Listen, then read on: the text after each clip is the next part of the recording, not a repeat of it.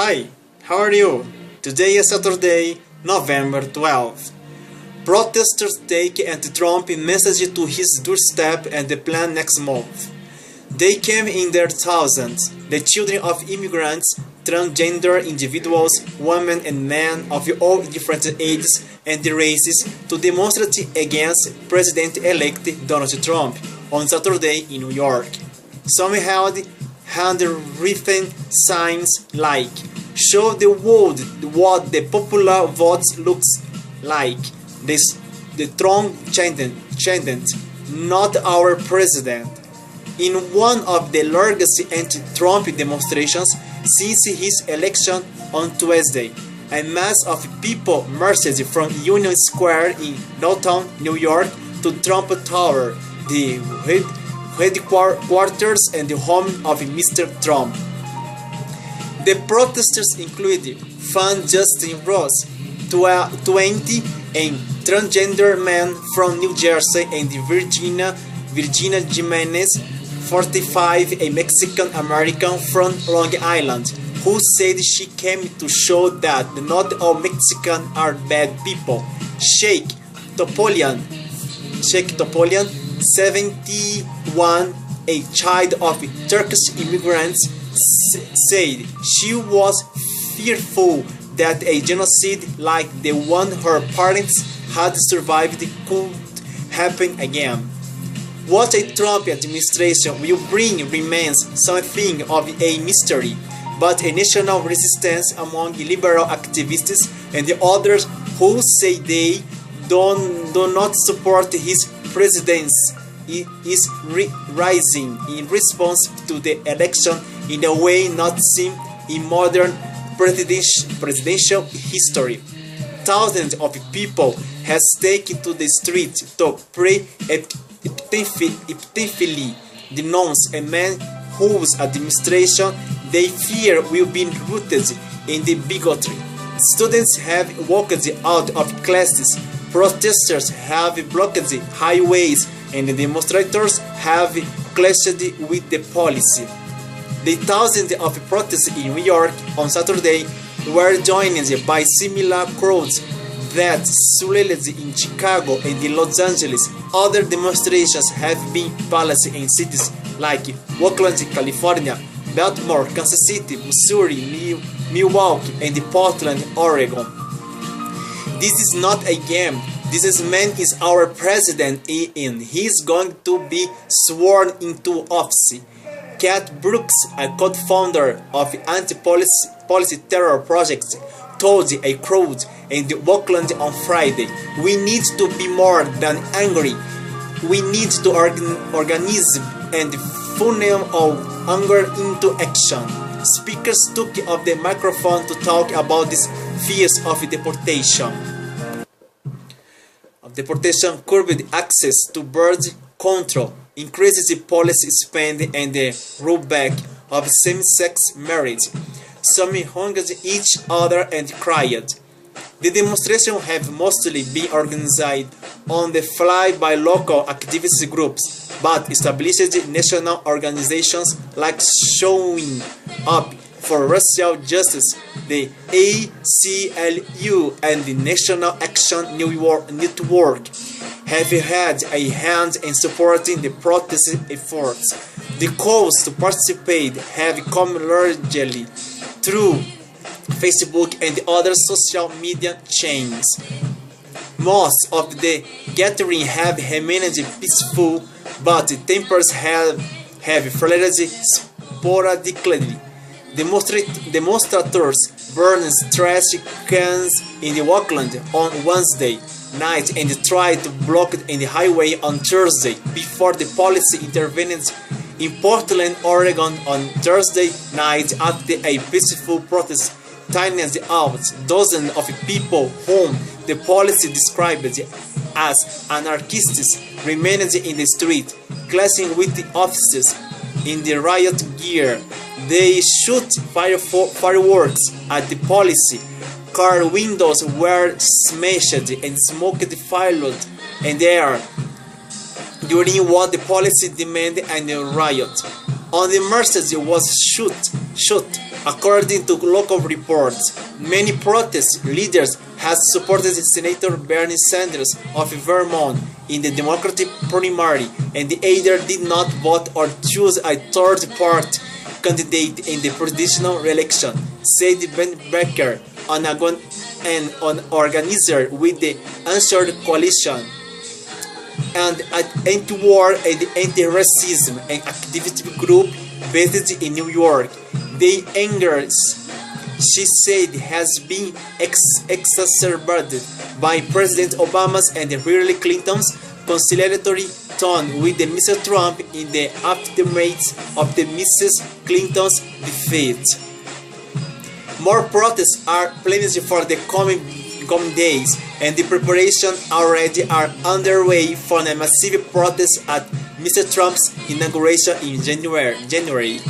This is an absolute rejection of the Trump program and is not going to stop. Mr. Becker said, "We are starting to show that this is a social giant that is only starting to awaken. The first thing is to show people that they don't have to be afraid. There is a tremendous amount of fear in a lot of communities right now, and our presence is very visible, public and loud. It shows people that we have power. But beyond the commotion in the street, activists are doing some deeper strategizing for what they think would be tumultuous times under Mr. Trump. Activists in Oakland are preparing to raise money to support social service programs they assume will be good. In Los Angeles, they are preparing undocumented immigrants in the event that law enforcement officials come for them. In Wisconsin, they are holding forums to provide emotional support to Latinos and the other minorities, and to brainstorm ways to help immigrants fight policies that might hurt them. Several black civil rights organizations already have plotted ways to challenge the Trump administration and the Republican Congress on the various legislative fronts. This is, in some ways, uncharted territory for a modern American president.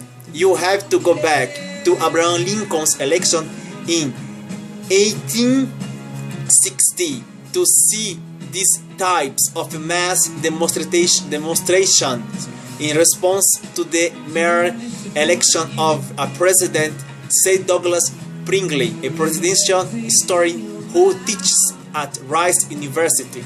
Lincoln won only about 4% of the popular vote and was not even on the ballot in some southern states. Spontaneous protests broke out across the country, Mr. Brickley said. Mr. Trump initially condemning the protests on social media, just had a very open and successful presidential election, he said on Twitter. On Thursday night, in response of the protests, now professional protesters incited by the media are protesting very unfair. Hours later, however, he changed his tone. Loved the fact that the small group of protesters last night have passion for our great country. He posted on Twitter on early Friday morning, "We will all come together and be proud." For many protesters, take to street was a kind of group therapy. The protests already seem to be something new. Cross-section liberal coalition. People with nasty women. The church have stood with signs that read, climate change is real. Black lives matter. Protests have marched alongside, thus proclaiming themselves undocumented and unafraid. The protests of the past week are only the opening act of what organizers expect expert with years of discord. Mr. Brooks, the Auckland protest leader, say her group and the other leaders in the city were planning to raise money to provide direct service for social program they feel certain will be cut under a Trump administration and the Republican-controlled Congress. They were making plans, for example, to find a way to offer diabetes testing and counseling if the Affordable Care Act is repealed.